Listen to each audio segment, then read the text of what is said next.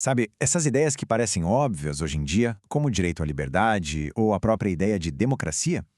Pois é, muitas delas têm um ponto de partida bem claro: um filósofo chamado John Locke. Hoje, a gente vai mergulhar nas teorias que literalmente ajudaram a moldar o mundo em que vivemos. E para começar, vamos direto para a grande pergunta que moveu o pensamento de Locke. Afinal, de onde vêm os nossos direitos? Será que eles são um tipo de presente, uma concessão do governo? Ou será que a gente já nasce com eles? A resposta que o Locke deu para isso, bom, ela simplesmente mudou o rumo da história. Mas olha, para a gente entender a filosofia política do Locke, a gente precisa primeiro entender como ele via a mente humana. Para ele, tudo, absolutamente tudo, começa com a ideia de que nós nascemos como uma folha em branco.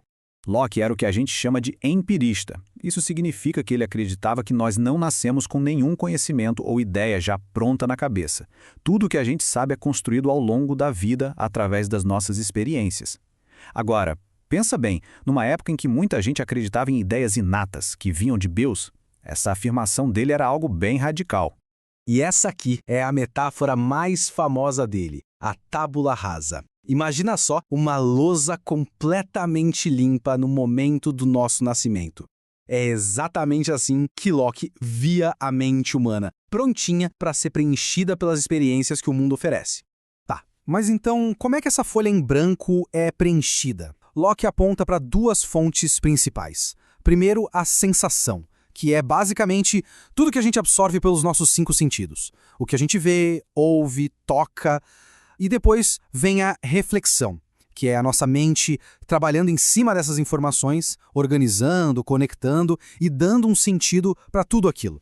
E como essa organização acontece? Locke separa os blocos de construção do nosso conhecimento. As ideias simples são a matéria-prima, sabe? Os dados brutos que chegam pelos sentidos.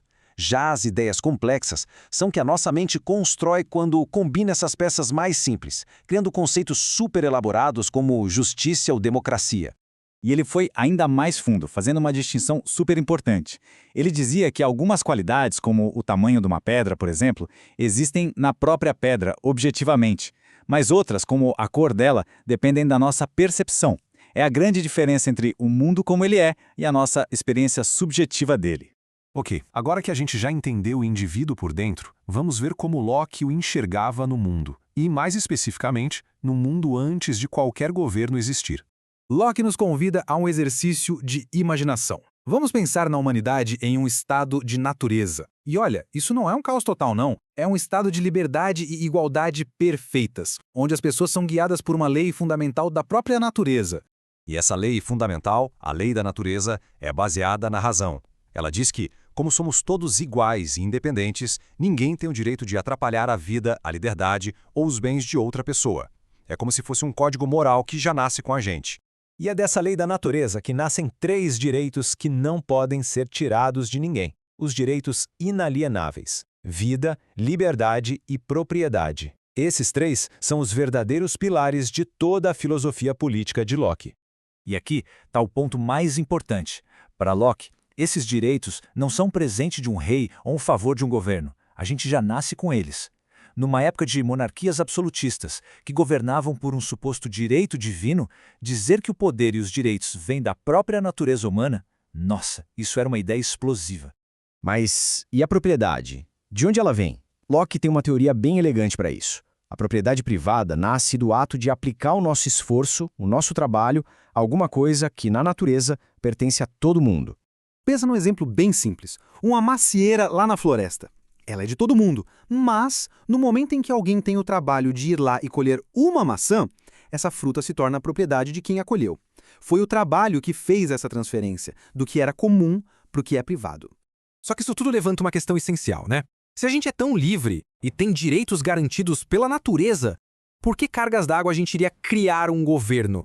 É exatamente isso que a gente vai ver agora. Essa é a pergunta de $1 milhão do contrato social. Por que alguém livre concordaria em abrir mão de parte da sua liberdade para uma autoridade maior? A resposta de Locke é totalmente prática. É que o estado de natureza, por mais ideal que pareça, tem os seus problemas. Sem um juiz imparcial, cada pessoa acaba sendo juiz em causa própria. Isso leva a conflitos, a uma sensação constante de insegurança. A liberdade perfeita também é perfeitamente instável. E qual a solução? Um acordo, um contrato social. As pessoas, de forma voluntária, concordam em se unir e criar um governo. E o propósito principal desse governo é muito claro: proteger os direitos naturais que já existiam muito antes dele. E aqui está o pulo do gato. O governo criado a partir desse contrato não tem poder absoluto, de jeito nenhum. Ele é um servo do povo, não um mestre. O poder dele é limitado e depende do consentimento de quem é governado. O poder final está sempre nas mãos do povo. E esse é o ponto mais radical de todos. Se o governo quebra o contrato e começa a violar os direitos que deveria proteger, ele se torna ilegítimo. E o povo não apenas pode, como tem o direito de se levantar contra ele. É a cláusula de segurança definitiva contra qualquer tirania.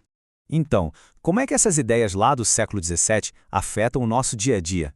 O legado de Locke é o que vamos explorar para fechar nossa conversa. A influência de Locke foi direta e muito poderosa. As palavras dele nos 2 tratados sobre o governo ecoam claramente na Declaração de Independência Americana e um pouco depois na Revolução Francesa. Os documentos que fundaram a nossa era moderna foram em grande parte construídos em cima das ideias dele. No fim das contas, o legado do Locke é imenso. Ele nos deu a base filosófica para o liberalismo, um modelo para um governo representativo e, acima de tudo, a ideia central de que cada indivíduo tem direitos que poder nenhum pode tirar. E a gente termina com uma pergunta que nos leva de volta ao início. A questão central de Locke sobre o equilíbrio entre a liberdade individual e a autoridade do Estado continua sendo o debate mais importante das nossas sociedades hoje. Qual é o limite certo? A discussão que ele começou há mais de 300 anos continua mais viva do que nunca.